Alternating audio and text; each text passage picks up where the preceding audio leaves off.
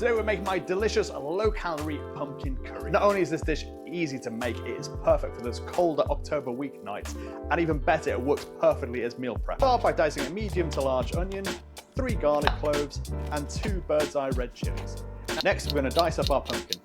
We want about 1 inch or 2.5 centimetre pieces, just like this. On a medium-high heat, add oil to a frying pan and gently fry the pumpkin pieces.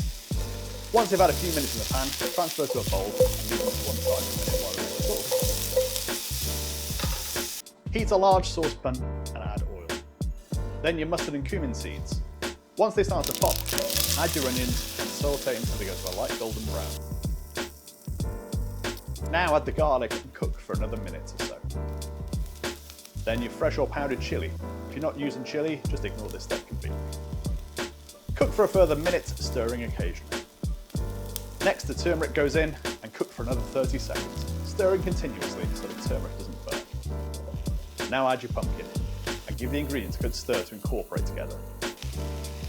Now we're going to add our liquid stock or bouillon and the coconut milk, and then give the curry another stir. We're going to bring it up to the boil and then add the lid and lower the heat to a simmer. We need to simmer the curry for about 10 to 15 minutes, giving the occasional stir here and there.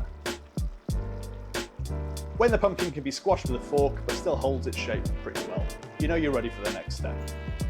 Add a little salt and pepper and a good handful of baby leaf spinach. Lid on and then cook for another minute. After a minute, stir the spinach in and then check your seasoning. And all that's left to do now is serve. As I said in the introduction, this is a fairly large serving, coming at 128 calories. This curry works perfectly with rice and even some naan bread. If you like this video, don't forget to hit the thumbs up and subscribe if you haven't already, and I'll see you in the next video.